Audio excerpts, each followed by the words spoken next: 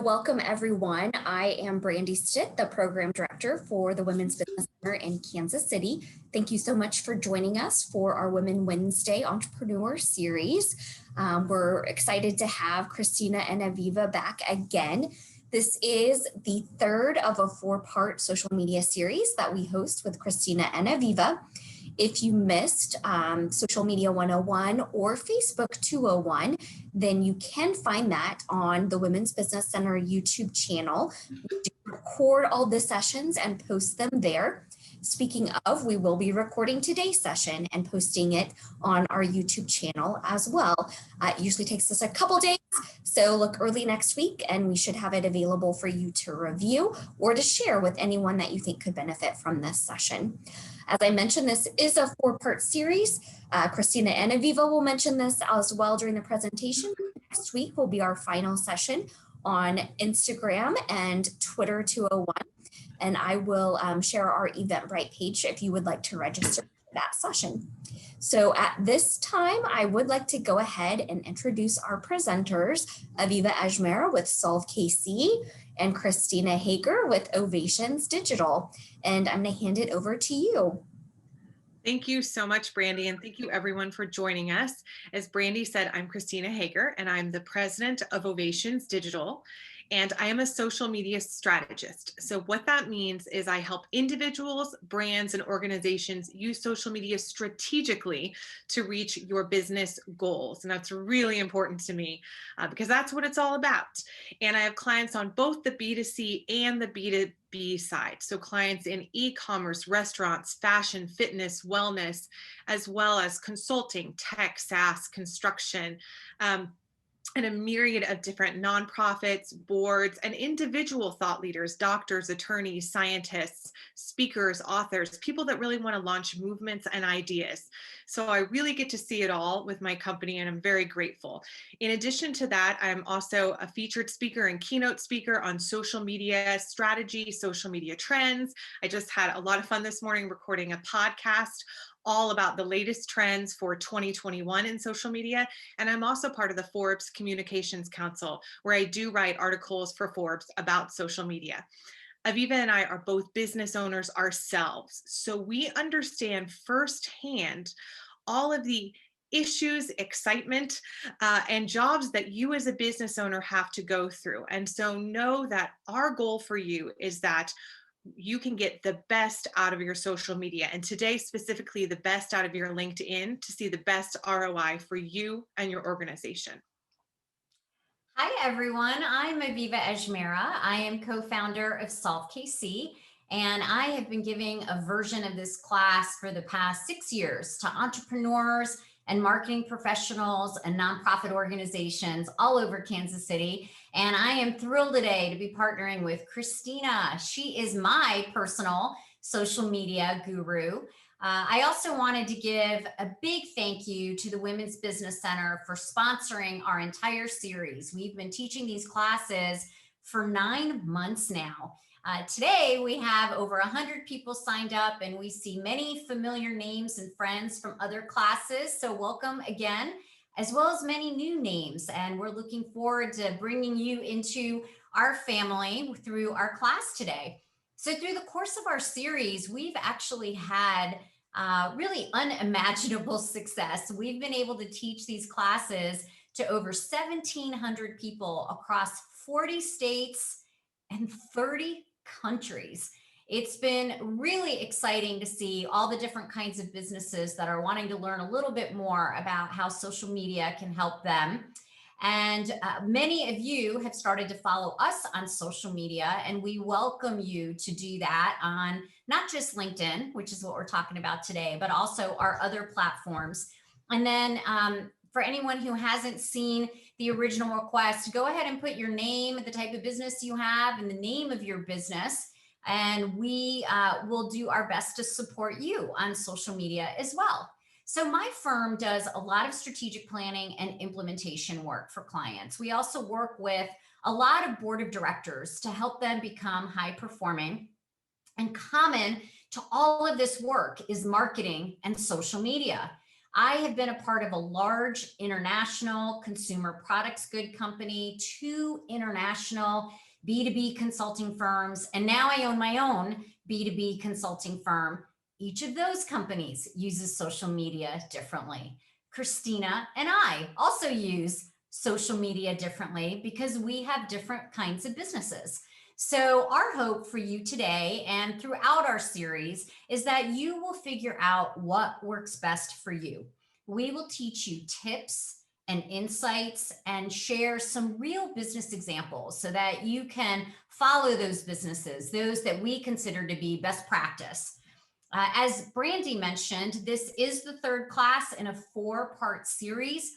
All of these classes have been recorded. Brandy has included the links in the chat.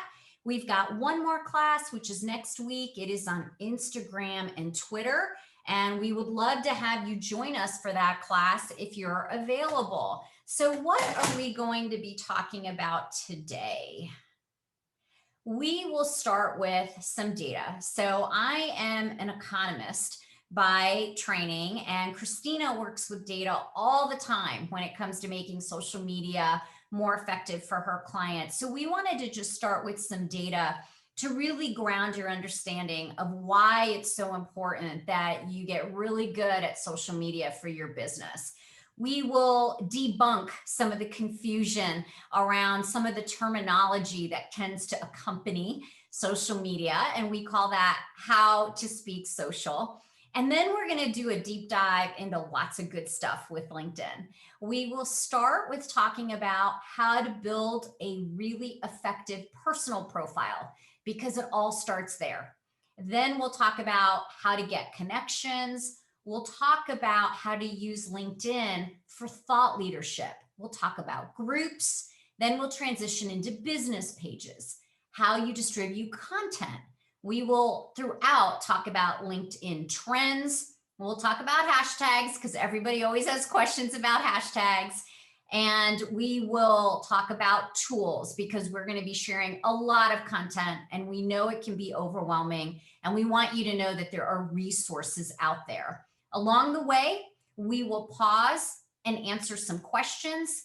We would love it if you would ask your questions. You can just put them either into the chat or the Q&A, and I will be monitoring those throughout. Sometimes I'll answer the questions directly through chat or Q&A, and sometimes we'll ask them to Christina for the whole group to hear. And then we're going to wrap up with something really tangible, because both Christina and I really feel the best part of these classes is the tools that we give you to then take everything that you're going to learn and put it into action for your own business.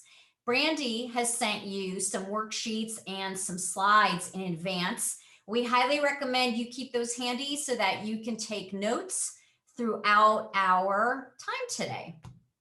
Okay, so I love starting with this slide because a lot of times when people join our classes, they join because social media is a little intimidating or a little scary to them. So I like throwing these 3 pictures up there because I think many of us, and I would say I'm in the camp on certain aspects of this as well, feel this way about social media. So it could be, it's really for that younger generation. And frankly, I'm not really sure if it's for me because all they do is communicate through their devices. They don't even talk to one another anymore. They've lost the art of communication. Or it could be, social media kind of feels like 8th grade chemistry class for me, where I'm afraid if I mix the wrong things, I'm going to have a big explosion on my hands. We promise you, you will not have a big explosion on your hands. Or for those of us that grew up in the age of the Rubik's Cube, it could be a little bit like that. I know that there's an answer. I know that you can win. I just don't quite know how to do it. So we're going to teach you some tips, tricks, and insights along the way so that you can win at your social media game when it comes to your business.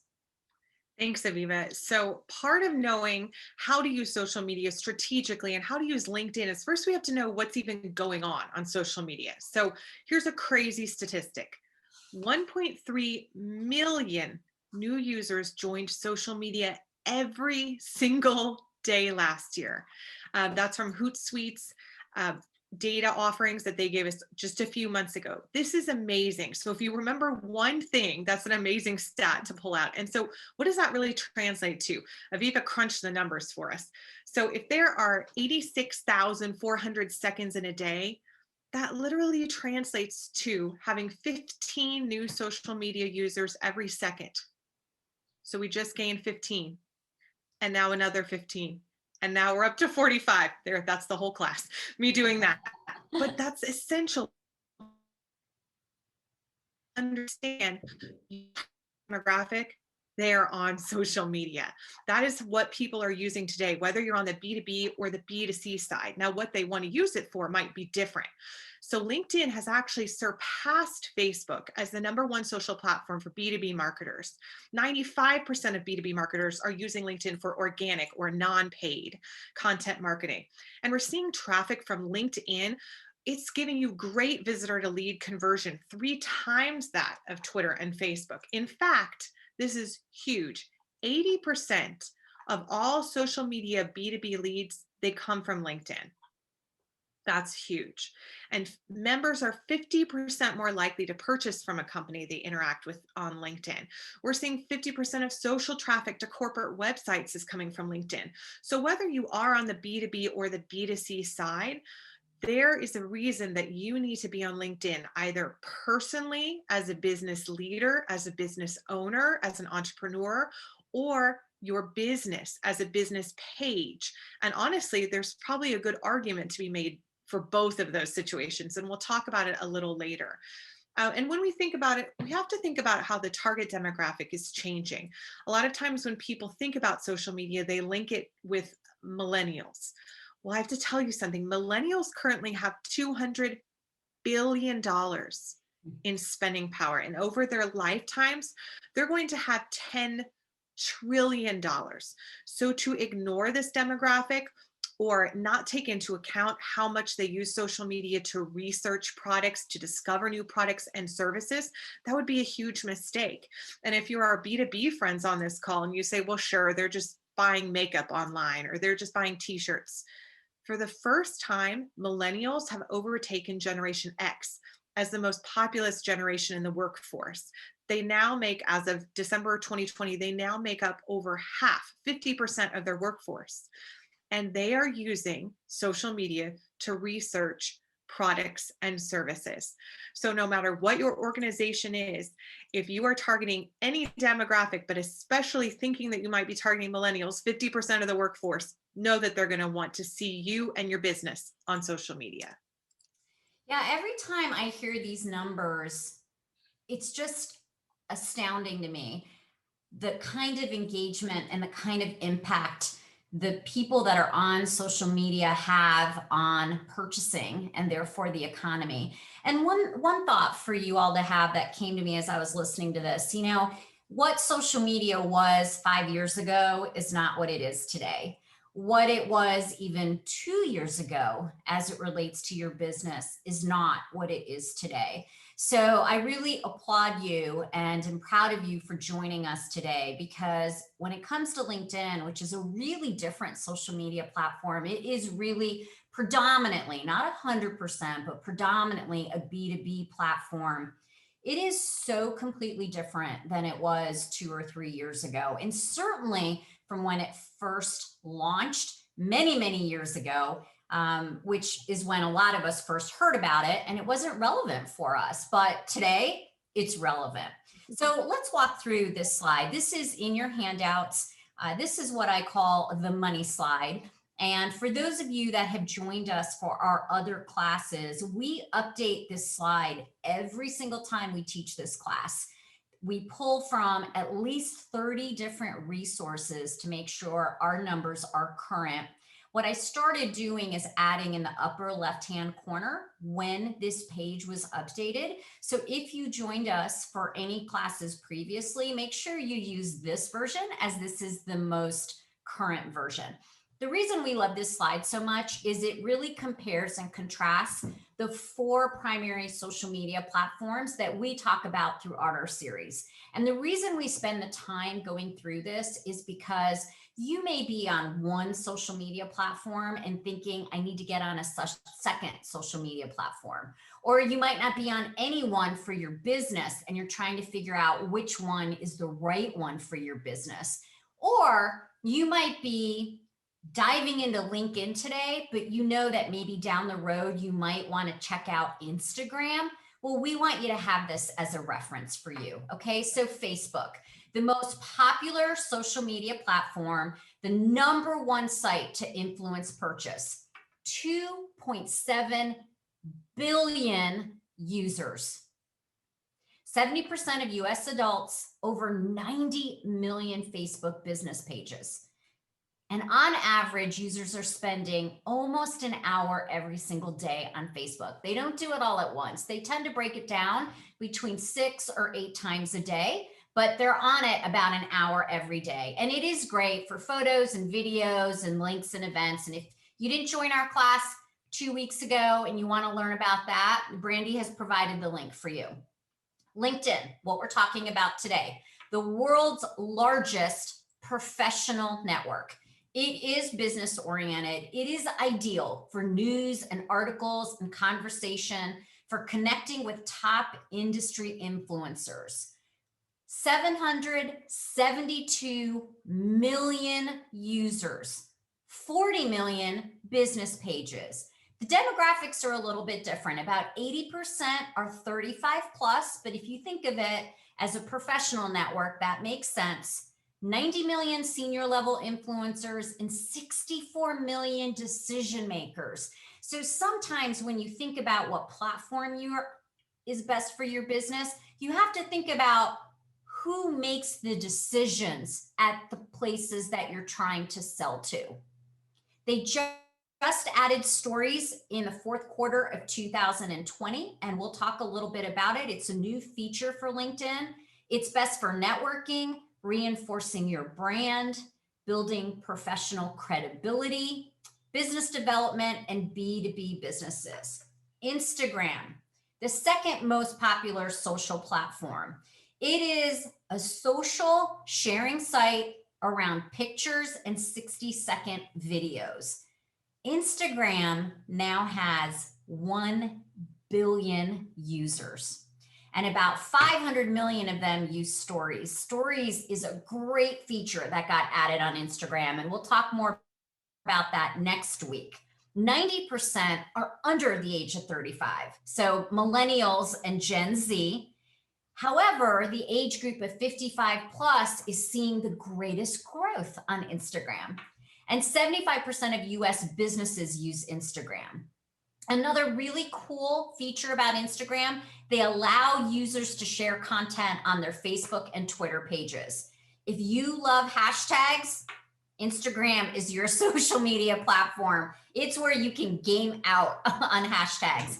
And on average, again, users are spending almost an hour a day, again, broken up across several timeframes. It's ideal for mobile devices, photos, videos, stories. And if you have an image-friendly business, things like art, food, beauty, even real estate, it's a platform you should really consider. And then we have Twitter. Twitter is a microblogging site. It does limit posts to 280 characters. It's great for conversation and customer questions. Twitter now has 600 million users. It is about a 50-50 gender split, and you can see demographically about 64% are between the ages of 18 and 49. It is where hashtags were created. 67% of businesses are on Twitter, and it is ideal for news, real-time customer engagement, photos, videos, and links. Awesome. Thank you so much, Aviva. That's a really extensive education. We're going to talk about LinkedIn moving forward. But before we do that, we have to learn how to speak the lingo, speaking social. So you know what we're talking about, and you know how to also evaluate your efforts using a lot of these terms. So when we talk about users, those are people who are actually using the platform or the channel, people who are in there. That's what we talked about, those 1 billion users or the 772 million users on LinkedIn. Likes refers to people who hit the like button on a post, and feed. That's when you open up a social media channel in your phone or on your desktop or iPad, and it's that rolling list of content on any particular channel.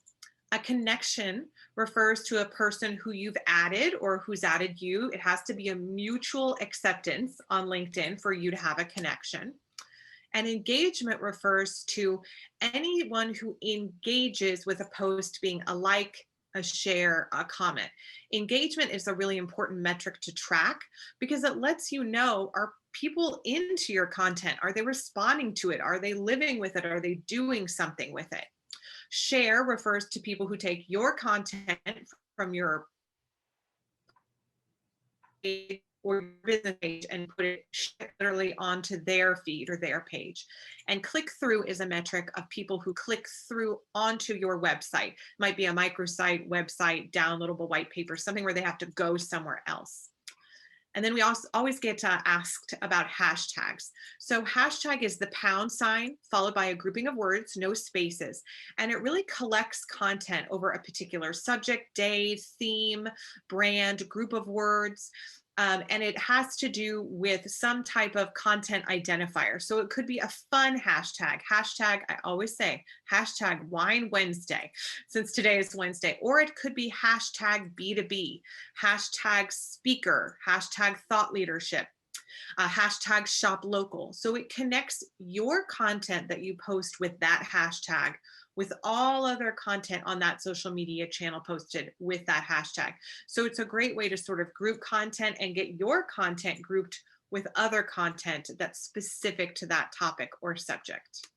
And we're going to talk a lot more about hashtags towards the end of our time together. We have a whole slide dedicated to hashtags. Okay, so let's start digging in, all right? Let's talk about some LinkedIn fast facts. So I put this chart on this slide on the right-hand side just to show you, if you ask B2B marketers, what social media platform do you use most frequently for marketing? Hands down, LinkedIn is the platform of choice. So let's start talking about how to build your personal profile. So if you have not yet checked your LinkedIn account, you should have an invite from either Christina or I. And if you don't, it means we couldn't find you, either because you have a common name or the way that you registered, you didn't put first name, last name, or some other kind of dynamic. And too often what happens is there are other people in the world with your first and last name, and you might have not included a photo on your LinkedIn profile. So the very first thing we will tell you is you have to add a photo, and not just any photo, but you'll see specifically we recommend a professional photo. And here's why. It makes your profile 21 times more likely to get seen and 36 more times likely to receive a message. We also recommend that you detail your education, your experience, include community service and volunteer work. All of these categories are in the template to set up your profile. They're there for a reason, so don't ignore them, okay? So when you follow the template and you list your current position, you'll get 5 times more connections and 12 times more profile views. I can't tell you how many times I go in to look at LinkedIn profiles of boards that I'm on, and people have jobs that are like 2 jobs old, or they've retired from a company and they still have their role in a company. It's dated information. We don't want you to do that. We also want you to include skills. So when you add skills, your profile will get 14 times more views and 5 or more skills. And LinkedIn will help you with ideas of what your skills are based on how you have filled out the rest of the template. 5 or more gets you 31 more times views. So it's definitely worth your time to go ahead and do that. Now, you might be saying, okay, so, but how many connections am I supposed to have? Well, we've got some big numbers for you, and we'll explain why later on. But if you are doing LinkedIn for the purpose of making it effective for your business, our recommendation is you have a minimum of 500 connections. And I know that number can sound really daunting and overwhelming. In a few slides, I'll show you how to get there. I have every confidence that you can do it. If you're the CEO of your organization, our recommendation is 1,000 plus. And we're going to talk more about how important it is for CEOs of companies to have a LinkedIn presence, again, later on in the presentation. So a little bit later, we're going to break down best times to post, but I wanted to give you a little bit of a teaser here because that's always the question. Well, what's the best time? Posting at any old time that's convenient for you is not what we recommend. So the data has shown that the best times to post are between 8 a.m. and 10 a.m. and noon on Wednesday. So think morning and lunchtime, middle of the week. So on Thursdays, it's 9 a.m. and then 1 to 2 p.m. I don't know why. That's just what the data says. And then a lot of us catch up, especially in the past year as we've been working from home, and pretty much 7 days of the week are fair game on when you get your work done. Sometimes we catch up on the weekends. What we don't recommend is doing your LinkedIn posts on Sundays because they actually have the least engagement. Okay, so I'm going to give you 7 quick steps, and this should be in your handouts. So we talked about having a professional photo. We also highly recommend that you add a background. I think it was maybe 5 years ago, LinkedIn started being able to provide this background. If you don't, you're going to go to a default background, and guess what? Everybody knows it's a default background. We don't want you to have a default background. So choose something that represents your company. It could be a logo like what I have. It could be some other picture that represents your company. Have a descriptive headline with keywords. The ones I use are CEO, the name of my company, the fact that I'm an entrepreneur, I'm a board director, I'm also an angel investor. So I have that listed as well. And then tell your story. So there's a section for a summary. Don't make it be a chapter book, okay? It's one paragraph that's really kind of highlights who you are and what you do. Then the fourth element to have in your personal profile is to showcase your expertise. So when you talk about who you are, make sure you're using words that are meaningful, that really convey what it is that you do. You're welcome to look at mine. You're also welcome to look at Christina's. You can look at a lot of different personal profiles to get ideas. Make sure you have your education in there. So the rule of thumb on education, if you have been graduated for 10 years or more, you do not need to list the dates. Just list the institutions, the degrees, any other standout features. Volunteer experience and causes, you never know when that may land you an opportunity to be on a board or to have some other type of extracurricular activity. A lot of people transition from the corporate world to nonprofits. So another reason to include your volunteer experiences and causes that are important to you.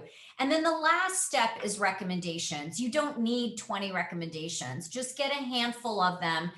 There's a whole function in the personal profile to request a recommendation. What we always recommend is reaching out to somebody in advance. Depending on the nature of your relationship, you can text them, you can email them, you can call them, and you ask them, is it okay if I send you a request for a recommendation? Sometimes people will say, yeah, just go ahead and write up what you want me to say, and then they can make it their own words. Because really, when you ask for recommendations, think broadly. So you shouldn't be asking everybody from one company, okay? The idea behind recommendations is it's kind of like product reviews or restaurant reviews. You want a range so that people really understand what you're good at and what others' experiences have been in working with you. So Aviva gave you a lot of really great tips on how to build your personal profile here. And the reason is that LinkedIn has an algorithm. If you joined us 2 weeks ago for the Facebook class, you heard this word algorithm a lot, but it's basically means how it's decided that which content appears in that feed, that rolling list of content, to any one person at any one time.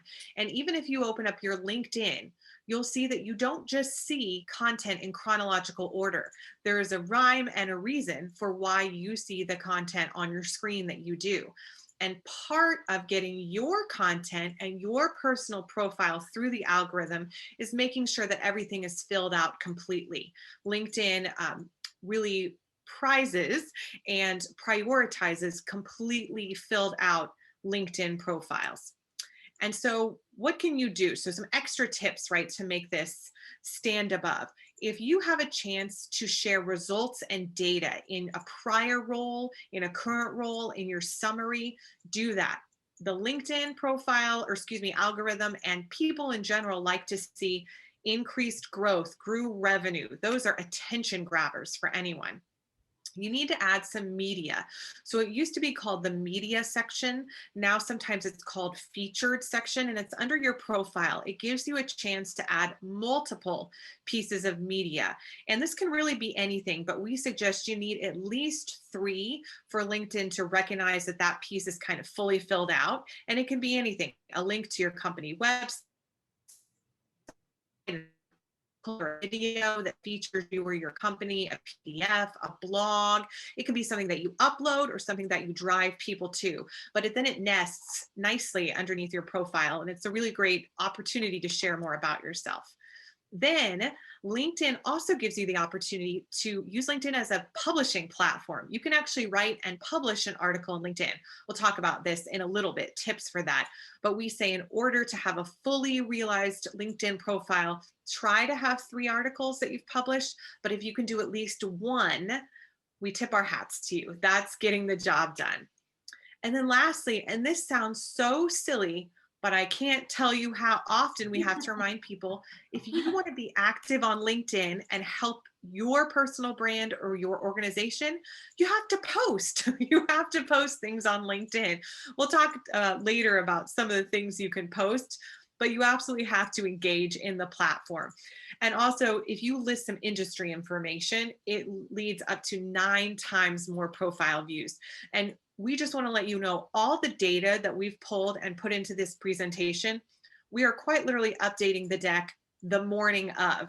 So all of this data is the most relevant pretty much up to this moment, unless they publish something at noon we don't know about today. So you can rest assured that this is the most up-to-date sort of information to help you along the way. Okay, so I just made a note in the chat. This is one of a few times where we're going to stop for Q&A.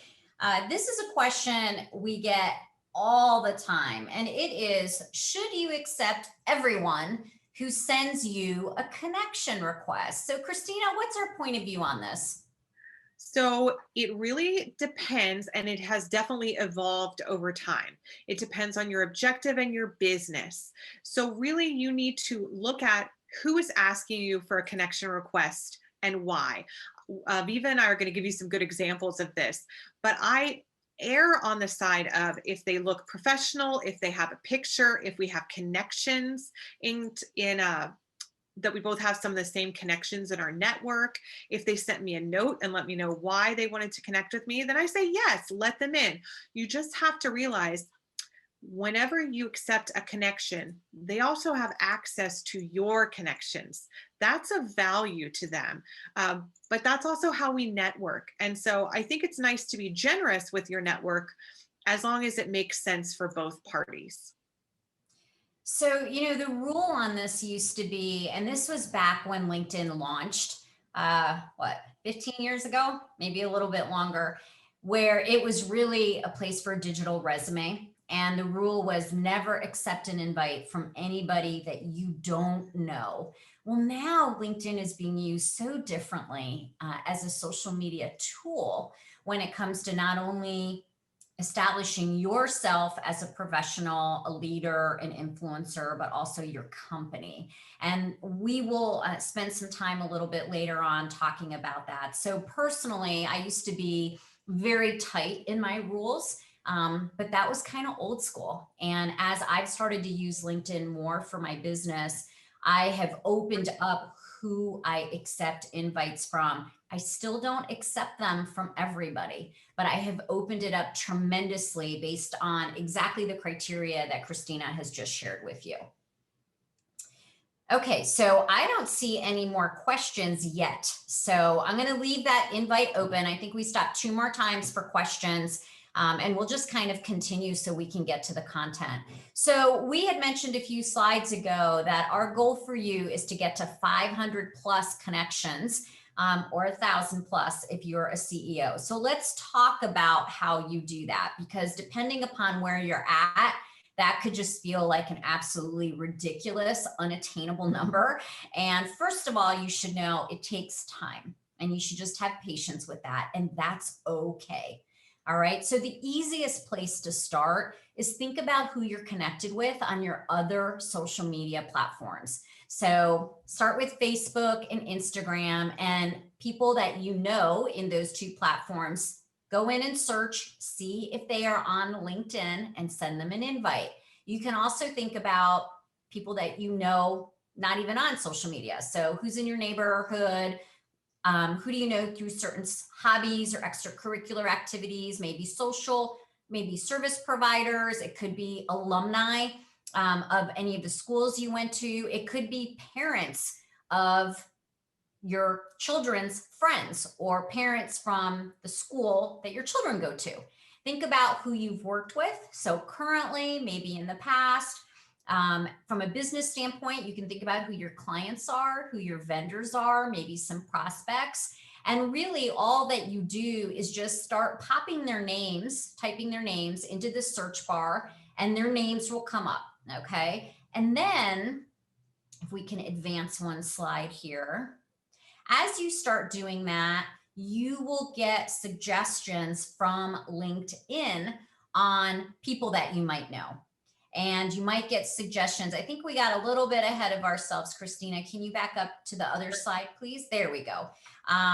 And they will tell you how many connections you have in common. Usually, so for example, for Yolanda, 59 connections in common. And you take a look at who those connections are and you're like, oh, so then you would send them a note, and we'll talk about that in a minute. But basically what I wanted to do is just introduce you to the search bar in case you're not familiar with it.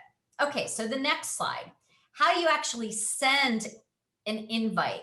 So the process is just slightly different depending upon if you do it from your computer or if you do it from your phone. So we wanted to share both examples with you. If you do it from your computer, you will see there is a connect button circled in red. It will automatically pop up this box that says you can customize your invitation. And then you would send a note similar to the ones you got from Christina and I about why you're sending this invite and an invitation to get connected. If you do it from your phone, there's an extra step. So yes, you can hit connect, but then you need to go to the more button. And once you hit that, you'll see this option to personalize an invite. Then the exact same box will pop up and you can personalize your invite. I will tell you that when I get an invitation without a note and we don't have a whole lot of connections in common, I don't accept it. Okay, so this is an example of a note I sent to Brian. At the time, he was going to be a new client. We had just talked on the phone. We had not met yet. So I sent him a note that said, looking forward to meeting you next week. Let's get linked, Aviva. And I always recommend you have some kind of cool little phrase like let's get linked or whatever you want. If you want to borrow mine, you're more than welcome to do that. Okay, so break the ice, make it a little more personal. Okay, so now we have a little test for you, okay? We're gonna ask you to guess which invites we accepted, okay? So the top 3 are mine. I got one from Justin. You can take a look at his picture, his keywords, Okay, then you can see Krishner's, same thing. And then you can see the invite I received from Paul. So of those three, we'd love for you to put into the chat which one you think I accepted. The bottom two are two that Christina received. One from Brian, and you can see no picture, but 51 mutual connections. And then one from Thad, less connections. He has a picture and he sent a note. Mhm. All right, guys, tell us what you think. You can put it right into the chat. All right.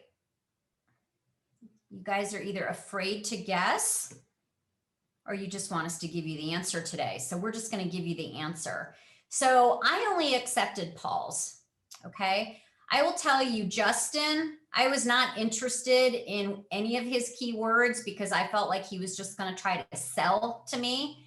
And frankly, his picture, even though he's got a nice enough smile, it wasn't a very professional picture. He looks like the back wall is like a high school gymnasium or something like that. So I wasn't so into that. Krishner's great picture, great keywords, but there was nothing in her professional being that said, I need to be connected with her. She's in Perth, Australia. I don't do any business in Perth, Australia. She didn't send a note. So I didn't even know why she was requesting to be in my network. So even though she's got, done really well with her picture and her keywords, without that note and no connections in common, I was like, no, I'm not going to do that. Now, Paul, on the other hand, I don't know who Paul is. Okay. But he found me and he wrote me this nice note. He's got a nice picture. He's got good keywords. So I accepted it. Christina, what about you? Well, I'm always scared, but I shouldn't be scared that one day Brian's going to be in our class and he's going to say, Christina, why didn't you accept me? But Brian, if you're on today's call, I didn't accept you because I'm not sure who you are. And even though we do have 51 mutual connections, there wasn't any indication why he wanted to connect with me. If he was trying to sell me something, and as a business owner, we all a lot of sales pitches for services. Nothing wrong with that because you also might be the type of business that needs to pitch people, but there's a good and right way to do that versus not. So I think I did not connect with Brian. Thad, on the other hand, I really enjoyed that he took the time to see my profile. He found something mutually we were both interested in. He connected it in with his note. And so even if I wasn't interested in a financial advisor, I already had someone I was working with, I let Thad know that, but I said, I'm happy to connect and maybe we could, learn from each other or grow our networks via that. And here's something really interesting. You might also get a lot of notes from financial advisors.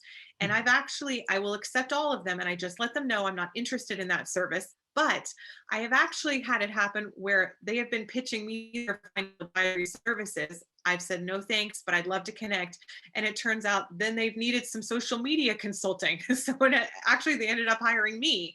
So it's just funny and goes to show you how on LinkedIn, when you share and engage and connect in the right way, and you don't just try to push a service or push a connection, but you take some time to get to know one another and expand your network, thinking about like what you would do at an office or professional happy hour, you can actually see mutual benefits for both parties to that. So as you're writing your notes, think about what was good about those two Pauls and Thads, and then think about how do your notes look today, or are you sending connections without notes? It's okay if you've done it, but now going forward, you really need to share notes and share requests with a good reason that will motivate people to connect with you. Good points, Christina. Okay, it looks like we're having some technical difficulties. So I got a lot of comments through the Q&A that for quite a few people, chat is disabled. So I would ask Christina first, since you're in drive mode, to check on that, and Brandy second. And then the third suggestion I would have for everybody is, okay, well, I see Brandy's coming through on my end, but I'm seeing it from everybody. So my suggestion for those of you that are participants, if chat is disabled on your side, please go ahead and just put your comments into Q&A, and I'll just monitor both boxes as we try to go through Q&A. So sorry about that, everyone. Sometimes we're not in control of all of these little nuances. They misbehave and get naughty on us. So we've got a plan B in place. Okay. So just send things through Q&A. It's a little bit of a different format as far as me responding to everybody, but we can handle it. It won't be a problem. Okay. So we are going to go to the next question that we've been getting since last quarter of last year quite often, which is LinkedIn stories. It just launched last year. And for those of you that are on Facebook and Instagram, you're used to stories. LinkedIn is a little bit different. So Christina's going to share that with you. So this is a definite trend alert. So short form content, meaning really short, like 10 to 15-second content is really big right now in 2021. It's something that really was on the forefront in 2020. And once the pandemic hit, it accelerated adoption throughout all demographics. And LinkedIn stories and their release of it, I believe, is a direct relationship to that trend and how people were acting with content. So what are they? Let's talk about it. So individuals as well as business profiles can share images, little videos, tag people, add stories, add little stickers rather, and in little 10-second bursts that live at the top of the feed on your phone. That's where you access it. So it's through the LinkedIn app on your phone. If you've used a Facebook or an Instagram counterpart to their stories, you know they disappear in 24 hours. LinkedIn stories also disappear in 24 hours. And what are you going to use them for? So you can use them for updates, events, information, daily tips.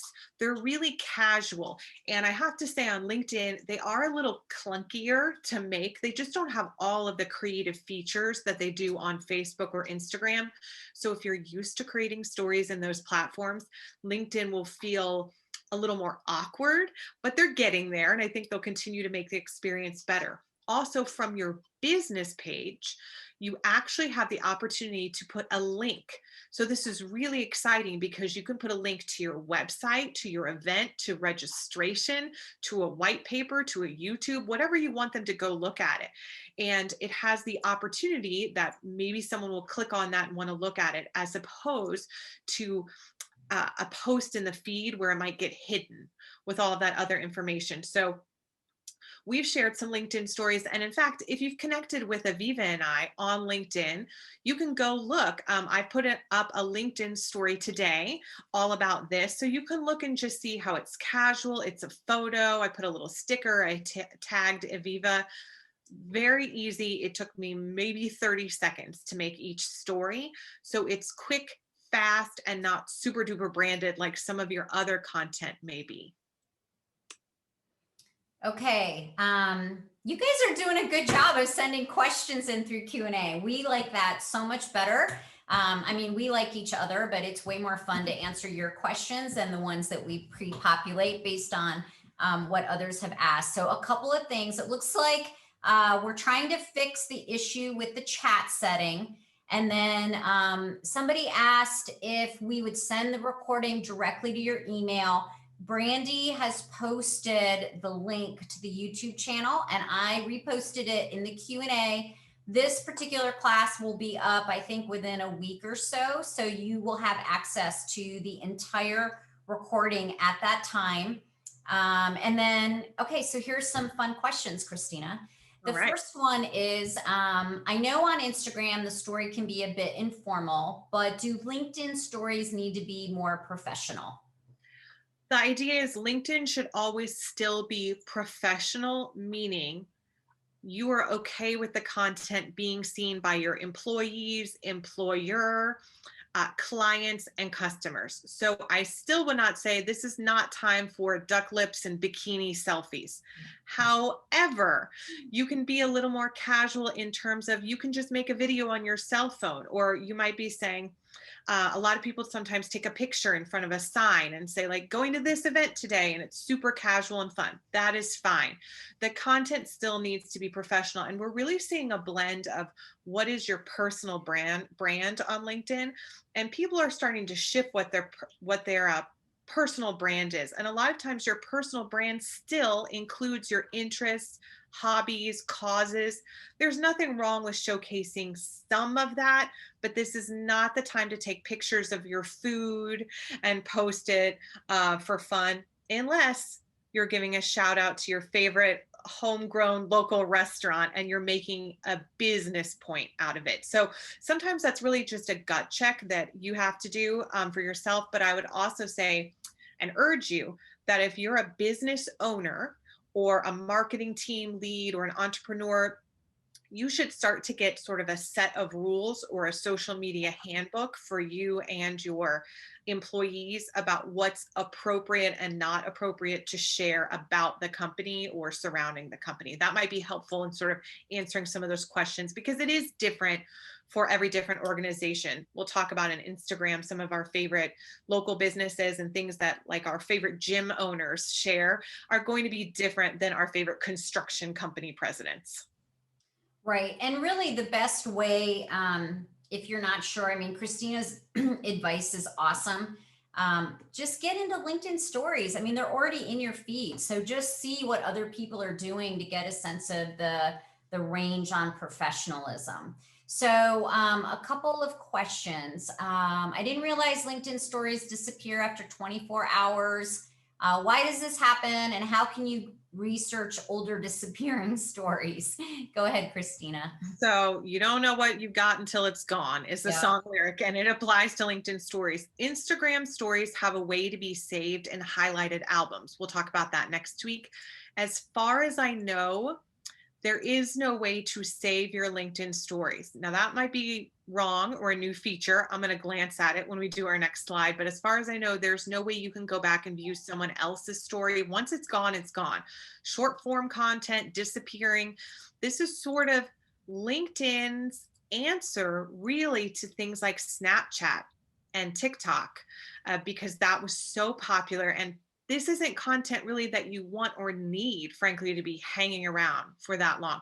If you want something to be hanging around or exist, you need to put it as a post so it'll live kind of forever on your feed. Okay, a couple more questions or comments. So I have just recently been getting back on LinkedIn and have noticed so many political posts. Yuck. Any thoughts on this and if it will fade away? Well, I agree with you. Yuck. So I have a couple thoughts.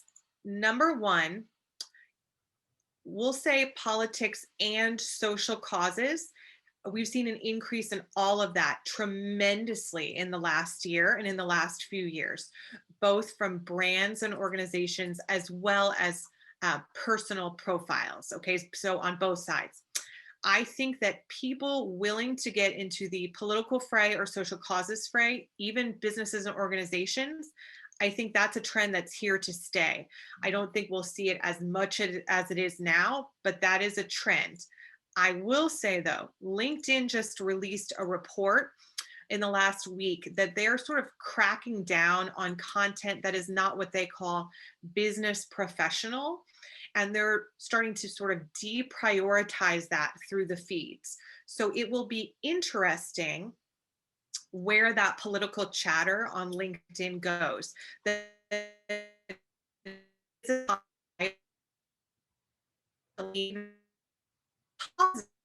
as women's history, or I think today might be equal pay day for women. Might have been yesterday. Those kind of posts are now sort of having commentary under them that's very political in here. Is it? Oh, very good. I love it. But I think I saw that somewhere.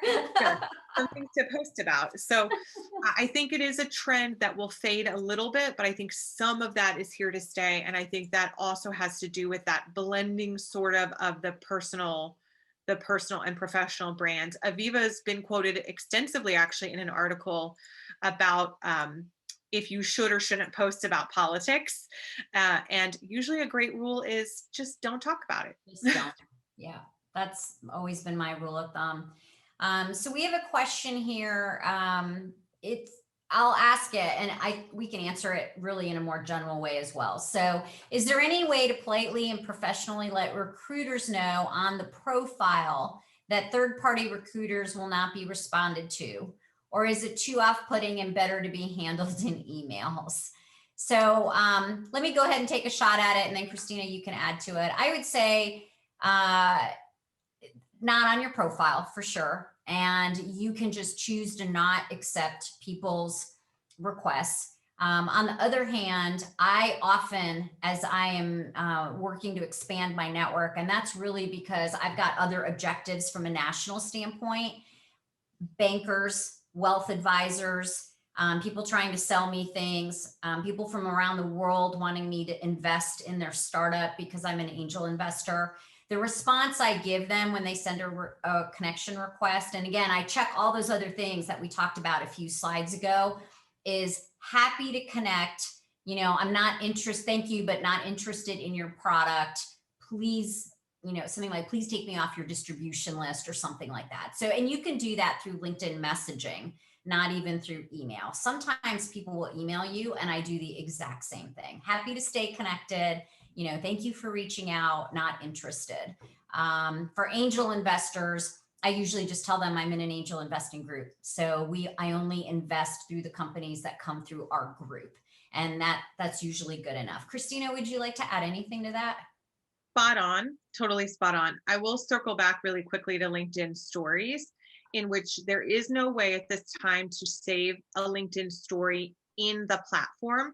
However, in your personal LinkedIn stories, after you've created it, as you go back and look at it again, which you can do that by clicking on your profile picture, there's a series of 3 dots.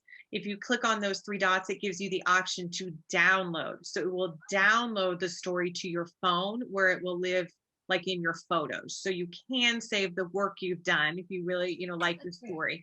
And then you can share it somewhere else. You have it as a template. You can mess with it somewhere else. So just an FYI for that. Okay, that's really good to know.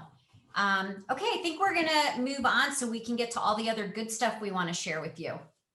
All right, so why a question a lot of people come to this class with is, well, I want to increase my business. I want to grow my business. So I need my business to be big on LinkedIn. Why do I need to be big on LinkedIn?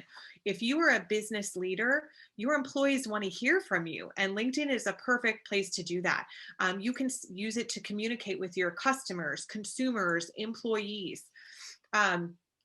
65% of employees say it's important for CEOs to communicate about their companies online. And 60% of employees go as far as to checking on the social media of one of their CEOs or business leaders or bosses before they even accept a job offer. And employees want to work for a CEO with a social media presence 2 to 1, but 52% of CEOs don't even have one social media account. Don't be that leader. You're hearing that your employees want it. They want to see what you're doing. They want a sense of transparency from you. This is a great way to do it. And on LinkedIn, you're keeping it very professional. It's the perfect place to do it. Plus, during the pandemic, we see that a third of employees were reporting in the last year that if their business leaders and CEOs were staying silent on social media, they were worried that their job was in jeopardy. That is not good for employee experience or employee engagement. So don't do that. So be a leader who is active on social media. Also, as a business leader, the more active you are as a voice for your company, your business, the better it will be. We'll talk about business pages and they are amazing, but what still leads the pack for your business is your personal will really get you the looks, views, the connections. And so a part of that is building thought leadership, basically that you're the voice of authority in your field. And we see that over half of B2B decision makers, they use thought leadership as a way to sort of vet the people that they want to work with. And so we put up some thought leaders from big household names like Oprah and Bill Gates to Chantel Sonis. She's an amazing LinkedIn thought leader. If you're wondering who should I follow on LinkedIn for, great ideas for content, she gained like 30,000 followers organically. I mean, she didn't pay for them in a matter of maybe a year or two. She's amazing, fresh, but very professional. And Dr. Michelle Robin here, the Chief Wellness Officer of Small Changes, Big Shifts, which is a great local and national movement, as well as your Wellness Connection. She does a tremendous job of unifying people across LinkedIn, as well as sharing thought leadership posts, active in the wellness community, as well as the business community. So these are all people of different levels that you could follow and gain some great information on. And really that thought leadership, it's important because people want to work with humans. Yes, they want to work with businesses, but they want to see the human voices behind that. And so you have to make some time for that, because as the human behind the company, it gives them someone like a personal face to think about and look at. You can share your company news, publish your LinkedIn articles or insights. I see that we have a couple people on the call whose names I recognize, someone who actually won an award recently. So my gosh, if your organization is winning an award, you absolutely need to share that on your LinkedIn, not because you're bragging, but because other people have recognized the greatness of your organization, and you need to share that proudly and loudly. So there are so many new things that you could share as your thought leadership, and it's really essential in moving the needle and giving you a lot of power and perspective on LinkedIn. Also, this goes to my point. Executives and leaders, so personal profiles on defining that engagement, shares, likes, comments, they get 320% the engagement per post that your business page is going to get. So that doesn't mean don't have a business page. It just makes you aware that the people are the drivers of LinkedIn, and the people want to react with other people. So it's your job to share from your business page and to share all of that great content. All right, another way that you can share is LinkedIn groups. So a lot of us aren't going to these big networking events anymore. We just haven't had them. So if you've ever gone to a big event though with 200 people, sometimes it's hard to know who to get connected with. So with 722 million people on LinkedIn, sometimes it's hard to know who to connect with or what to talk about. But if you go to a dinner with 20 people, you actually get to know one another. And so LinkedIn groups are a way to give you that smaller experience, more niche, more interested in target demographics. So there's over 2 million LinkedIn groups, and half of account owners are subscribing to at least one. And the average LinkedIn user is in at least 7. But here's why. People who engage in group discussions, they get 4 times the profile views. Why? Usually it's because the thing that you are talking about is interesting to the group in which you are posting it. There are tons of local Kansas City groups, women's groups, business owner groups, entrepreneurs, your alumni groups. And all you have to do really to find some groups is use that search bar on LinkedIn and type in sort of what you're looking for, Kansas City or business or entrepreneur. And then the dropdown gives you an option to search groups only, and it'll give you a long list of those groups. And when you click on your groups, it'll tell you which of your mutual connections are in those groups, how many people are in those groups. So you can kind of vet it to see why you'd want to be it. And you could use those groups to build meaningful connections, influence thought leadership, to target a certain type of demographic. And it's free to join groups. It's free to create your own group, which might be something fun for you to do. And you can kind of conduct some unofficial market research if you build your own group and invite people to that group. Okay, so we just got a question about this, and I told them to stay tuned, that we were going to talk about it. So we often get the question, what's the difference between a personal profile and a business page? And if I have a small business, do I need both? So Christina is going to walk us through some criteria for you to think about. So the first thing you need is you absolutely need a personal profile. That's where you're going to build your personal brand as X for Aviva, business owner, entrepreneur, angel investor. Then you need to think about if you need a business page. Do you plan on growing, or are you a one-person operation? This may change whether you have a business page or not. Do you need social proof? Meaning, are people going to come and say, I thought she owned her own business. Does she have a business? What's her business? And without a business page, they may not have the opportunity to go and look at that. And what do you want from social media and your platform priorities? If you're going to have, other employees, you might want to tie them together underneath a business page.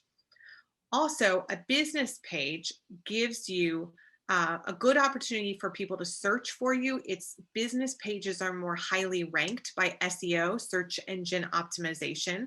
They tie directly to your website. They provide sort of instant information like a storefront, and they also give you some different analytics than you can get with just a personal profile.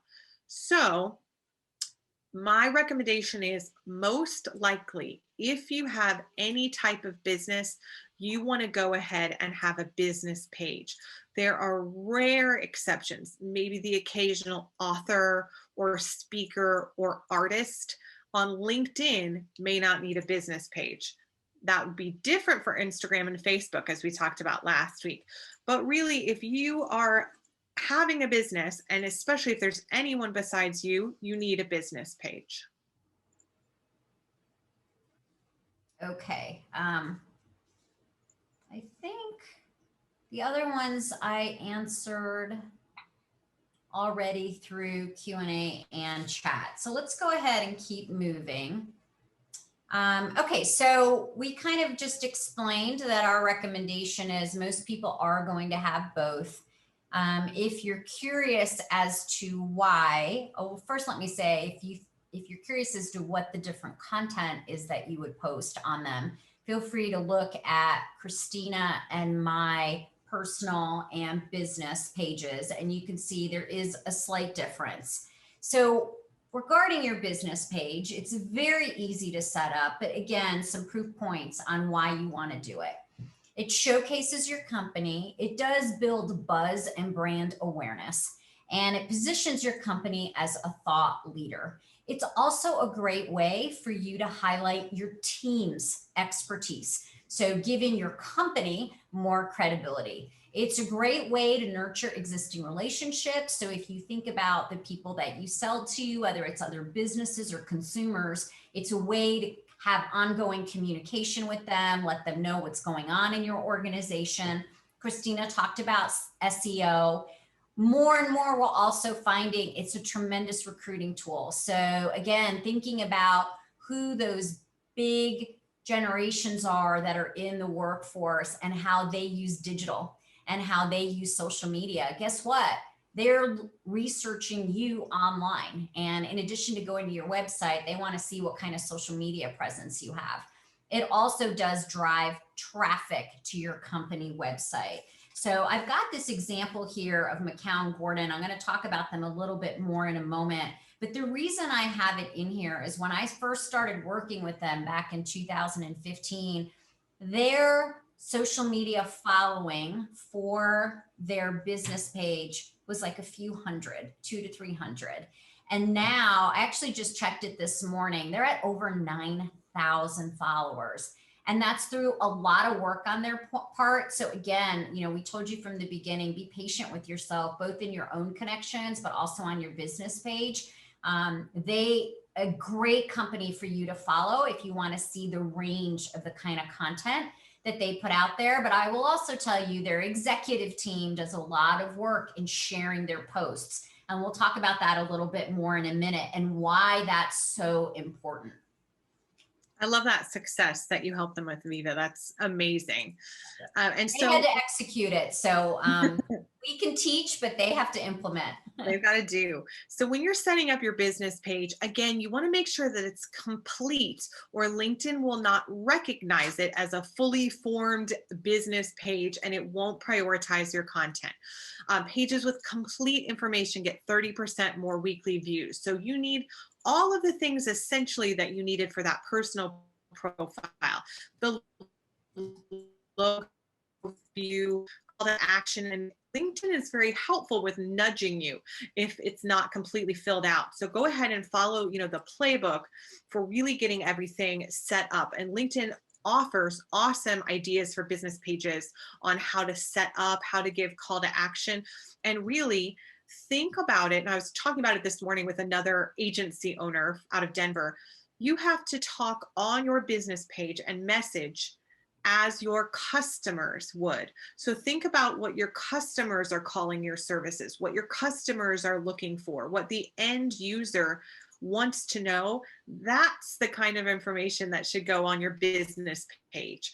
What you do, what you offer, it could be something about hours, are you virtual, all of those things, and then sort of your mission and vision. And then you can use it as a great place to showcase all of your content for what your business is doing. And I loved how Aviva punched that out to make sure that for future employees as recruitment, more and more people need to do this from their business pages so they, have great recruitment attractiveness. Also, companies with a complete active LinkedIn page, they see 5 times the page views, 7 times more impressions by followers, and 11 times the clicks per follower. So you have to make sure everything is filled out completely. Okay, so you've set up your business page, or you're going to, and the template is pretty straightforward, everyone. So please don't be intimidated by it. How do you start building your network? Here's the approach that we recommend. First of all, let all of your employees at your company know that the page is ready and ask them to go in and follow. Then you and everybody else in the company can also post through their personal profile, hey, we've got a new business page, or we've updated it. We're really excited about it. Please follow us with this link, or you can just put the name of the page and you will get followership that way. Many times I've seen people say, I'm trying to get to X number of followers on my page. Can you help me out? And boom, it happens like this. Okay. And then in case you haven't heard us say it before, you have to post. Okay. So here's what we recommend. When you do a post, let's go ahead and build this out just a little bit. There we go. Send a company email out, or whatever way you communicate with everybody, and ask them to go in and like the company post. Then ask them to either comment and or share it. And that's how you will begin to optimize and amplify reach. So let me give you an example. 7 years ago, I was a partner in an international B2B consulting firm. And LinkedIn was a little bit different than it is now, but it was kind of at its precipice of what it is today. And we would have our social media manager, every time she had a new post out on LinkedIn, we were all over the world. So everybody would get an email, and she would literally put the link of the post into the email to make it super easy for all of us. So we didn't have to get out of email and go into LinkedIn and blah, blah, blah. Okay, it was one step. And then we went through and did this. And I will tell you, our CEO kept track of who was liking, who was commenting, and who was doing nothing. And you got scolded if you weren't engaging, because it was part of the responsibility of being a leader in the organization, was to support the social media efforts that the company was investing in. Okay, so let me now show you a really cool slide. So I mentioned to you when I started working with McCown Gordon, and they had a lot of changes. They have grown like crazy in the last 6 years, and their marketing department went from 2 people to 9 people. They brought in a bunch of really amazing talent. So by no means am I taking credit for their growth, but let me share with you an example that I shared with them that then got them to host a series of LinkedIn workshops with all of their employees, just to make sure everybody had a really good profile following those 7 steps, ready to go. Okay, so let's kind of break down what a company of maybe like 200-ish might look like. You'll have your executive team, you'll have vice presidents, you'll have directors, and then just for the sake of simplicity, you'll have everybody else. Okay, so let's say on the executive team, you've got 4 people. And as you're looking at this, I'm hoping you're also catching some of these pictures were kind of no-nos, and we fixed them. Okay, anyone that has a profile, gray and white. And then on that top row, about halfway across, I call him Mr. Trust Me. We changed that profile pic. Okay, that is not a professional profile pic. All the others are really, really good. Okay, so On the executive team, 4 people, 4 on the vice presidents, let's say 4 on the directors, and then 200 or so-ish in the rest of the staff. Now, let me show you how this math works, okay? Now, remember, I said if you are a CEO or anybody in the C-suite, so the executive team, our recommendation is that you have 1,000 plus connections. Now, I was really easy on these guys. I was a little bit younger and a little bit less hardcore back then, but let's look at some math here. Okay, so let's say you're on the executive team, and I'm only going to hold you to an accountability of 500. Okay, that collectively is 2,000 people that can see your profile or post. So you can see over here, I did hold them to 1,000, but I said, I'm assuming you're going to have about a 500 each that are in common. So for the vice presidents, I said, I want you to get to 500 connections each.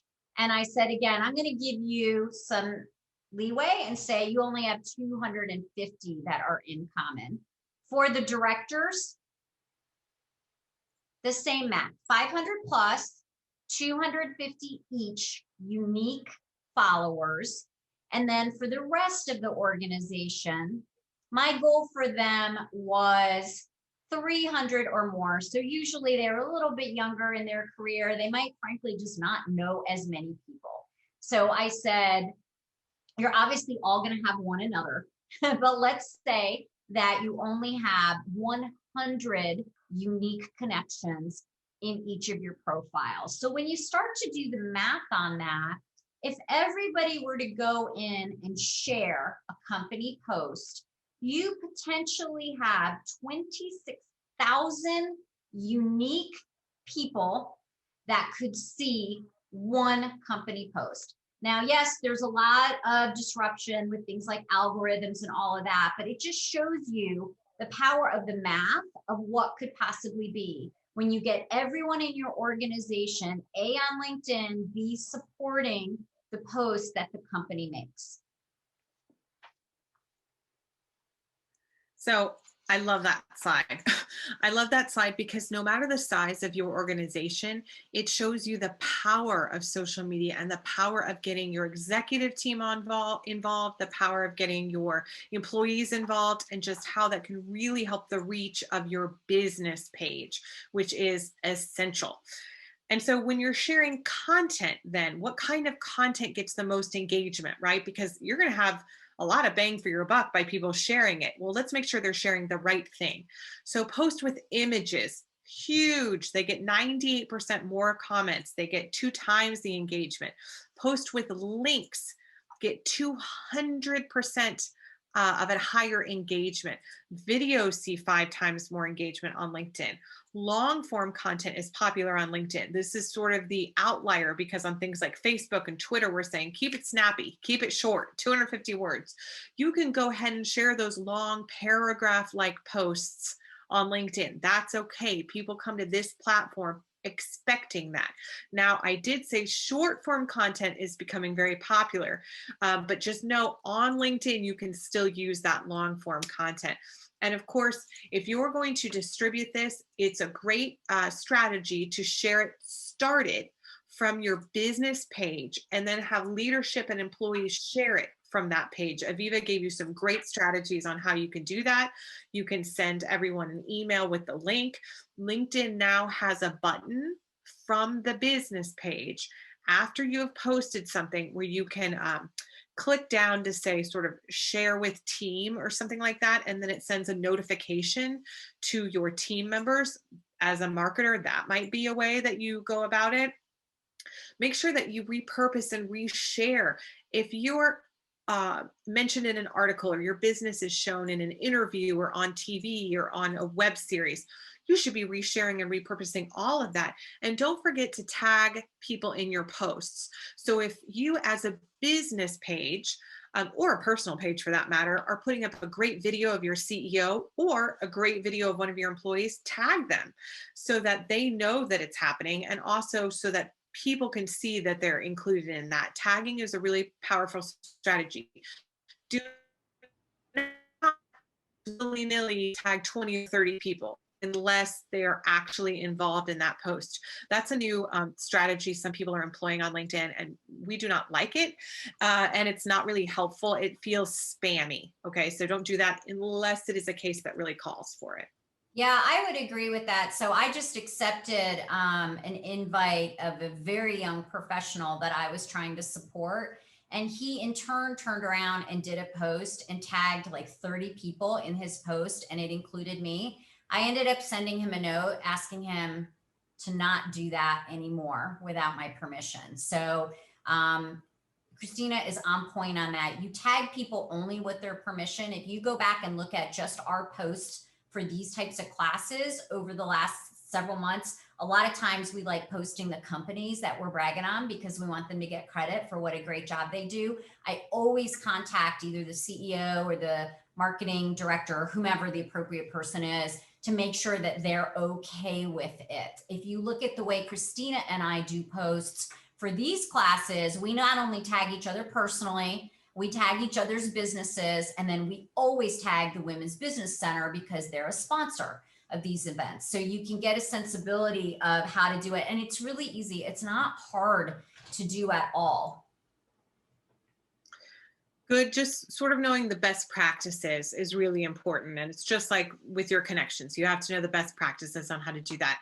So we're sort of going to breeze through LinkedIn articles, which basically a LinkedIn article cannot be published from a business. It comes from a personal profile. And it's like a blog post. It establishes you as a thought leader. They rank really well for SEO. You have potential to have them be seen by more connections, and you can share them in your groups, which is always really nice. And it's just super easy. All you do is you go to LinkedIn like you're going to start a post, but instead you click on the publish or write an article button. And then you put in your headline. You need an image, and then you either write the article directly in there, or I suggest you write that article in Word or Google Docs or something, and then you just copy and paste it in, format it, and then you publish it. It's literally that easy. The formatting is super easy. And then you can share that article, that LinkedIn article, on your feed. If one of your leaders publishes a LinkedIn article, you can share that URL from your business page, and it's just another avenue to distribute content. And so if you are using a blog on your website as a great way to share thought leadership, why not repurpose or reshare some of that information as a LinkedIn article from the correct person in your company as a LinkedIn article? It might be your CEO, it might be your head of marketing, VP of sales, whoever. So that can be a really nice strategy for distribution. And another way to optimize your content, make sure you're posting on the right day and time. So this is a chart that will give you the highest and lowest engagement. You can see it's all basically the middle of the week is the highest engagement, and then it gets less as you go towards the weekends, then basically non-existent on the weekends. And it's also right in the middle of the day. We really see from when people sign on to their computers first thing at the morning until when they leave is generally the workday. And then we see a really concentrated area at lunchtime. And if you're wondering when it's best for your industry, I will say that there's this cool data out there. And so we'll see that B2B businesses, they do best posting at noon. In fact, noon is sort of a key highlight that you'll see based on industry, except media companies have this 8 a.m. time, which is interesting. But if you're wondering the best time for your business to post on LinkedIn, it's awesome. Just Google it, and there's all of this information. So best time to post for education or for business or for B2C on LinkedIn. And there should be some 2021 data available for you. But I really think if you can think around lunchtime, that's a good time for you to post. Oh, and best frequency, once a day on LinkedIn is enough. None of this 2-3 times a day, just gets to be too much. So now we'll finish off this little section talking about hashtags. So basically your hashtag gives you the ability to have searchable functions on social media, and it categorizes content together, which is great. And when you add hashtags to your content from on your business page or on your personal profile, those hashtags lump your content and categorize your content with all of the other content on LinkedIn about that same subject that you gave the hashtag for. So if someone is going into LinkedIn social media channel and using the search bar to find out about something, a certain topic, and you have a hashtag, you have it in your content, you have a chance of your content being seen. And so it's a great way to really target people, build up hype, and just curate that content. And when you think about building your hashtags, make them really specific, make them fun, but don't make them like so clever that they're unreadable. Remember, there's no spaces. So we can't have hashtag too sweet to be forgotten. It just gets nuts. And so you have to think about also relevant to your organization. You should have a branded hashtag for your organization. Hashtag Solve KC for Aviva. Hashtag Ovations Digital for me. It might be a catchphrase. Hashtag One Step Away. That's for an organization Aviva and I work with. So think about what those hashtags are for your organization. And you just want, this is important, you just want to use 3 to 5 hashtags for LinkedIn. You start using more, 10, 11, 12, 13. LinkedIn will penalize you for that. Same with Facebook. You just want to use 2 to 3, but you can use them on every post, including posts that you're putting in your LinkedIn groups. So don't shy away from using them. Just make sure you're using an appropriate amount. Otherwise, it just gets too spammy and LinkedIn doesn't like it. And we're going to give you the top 3 LinkedIn hashtags for last year. We're networking, work from home, and home office, hashtag home office. Not surprising based on what was going on. So lastly, we talked a lot about the trends in terms of stories, but LinkedIn is really piggybacking on the trends going on in social media in general in adding authenticity and an ease of use between you and the other users. So stories, polls, even LinkedIn Live, these are things we've seen on other channels that LinkedIn is now kind of borrowing because they realize people like living in those ecosystems. There's a reason people spend 58 minutes on Facebook every day. LinkedIn kind of wants in on that action.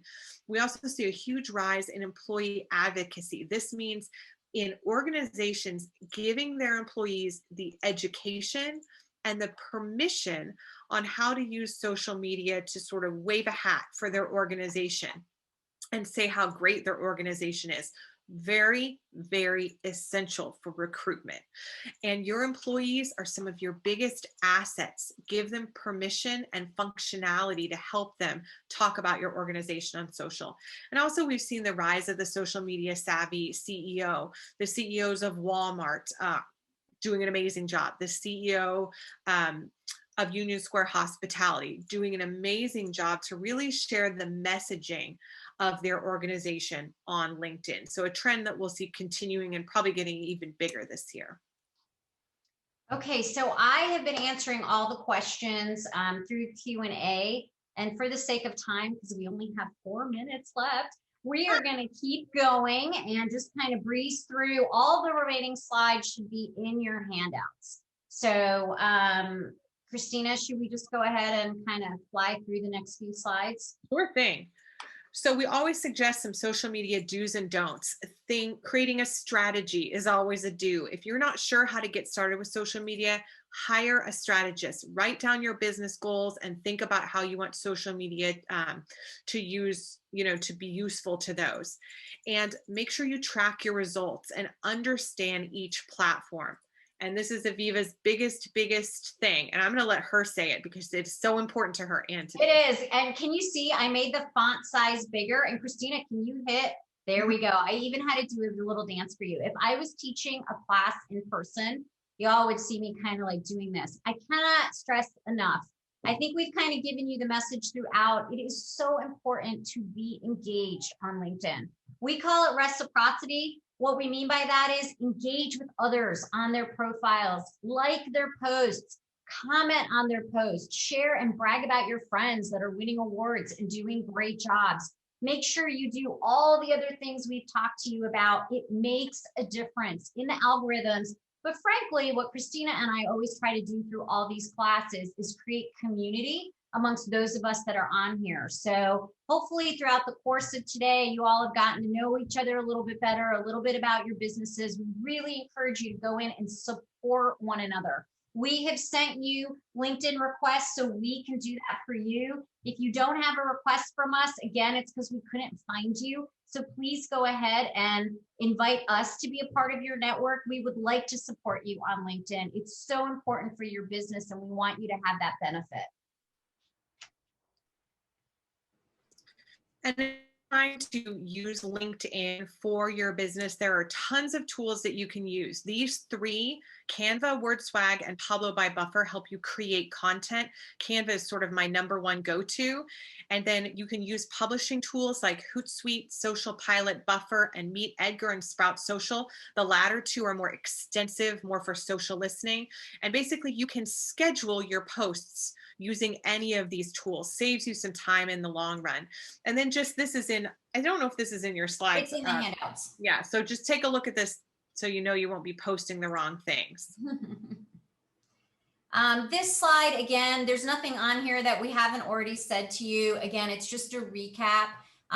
Can't say enough. Make sure you plan ahead. We've talked about linking social media strategy to your business strategy. Our recommendation is always at least 30 days at a time. So the next series of slides are those calendars, just so you can like write on them. Take a little bit of time before the end of March and plan out Q2. There's always something to post. We gave you several examples of businesses to follow. You're probably already following some businesses. Please feel free to go in and get comfortable with the range of things that you can talk about. It doesn't need to be boring and dry.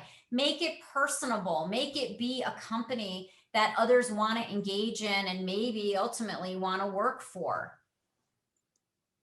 And so again, we included March, even though we're at the 24th, because we were like, hey, use the last week of the year to get ready for the next quarter. Those are all your worksheets to start jotting things down. And then we did want to give you a sneak preview into our class next week. We will be talking about both Instagram and Twitter. You sign up for it the same way you signed up for this class. Brandy has included that link in the chat already.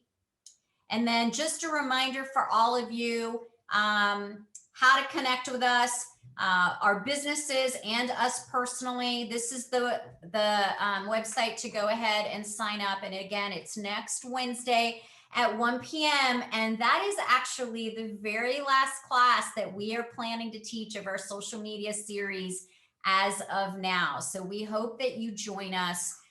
Instagram has become more and more popular for businesses. And I'll tell you, Twitter has some pretty powerful numbers when it comes to loyalty and followership. It's not right for every business, but if you're in a customer service business or a business where you sometimes need to communicate with people on this type of a basis, you might really want to think about it. Let's see, there's one quick question about the handouts from Leanna.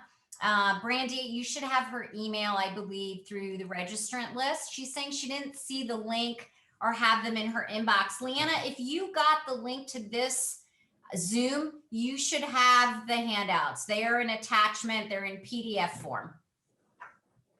Yeah, they were all sent out. I sent them a couple times actually this afternoon. Thank you, Brandy. Leanna, I will definitely make a note and send it to you directly. Thank you so much for joining us today. We hope you'll join us next week. And don't forget to connect with us on LinkedIn. Send a note. We know you will now. And we hope you learned something great today. Tell your friends about next week as well. Thank you, everybody. Thank you, Aviva and Christina, and thank you for everyone that joined us. I'm going to do something a little different this time since we were having issues with chat. We're recording the session. We will post it on our YouTube channel. I'm going to email everyone once that's posted, since I'm not sure if you were able to find the link to that in the chat if it was disabled. And I will also email everyone the link for Eventbrite to sign up for next week, as well as the handouts. So you'll get an email directly from me with all of that information, since we had a little bit of some technical issues today. So we're going to do it a little different this time. Thank you so much to everyone that joined us, and I hope that you all have a great day.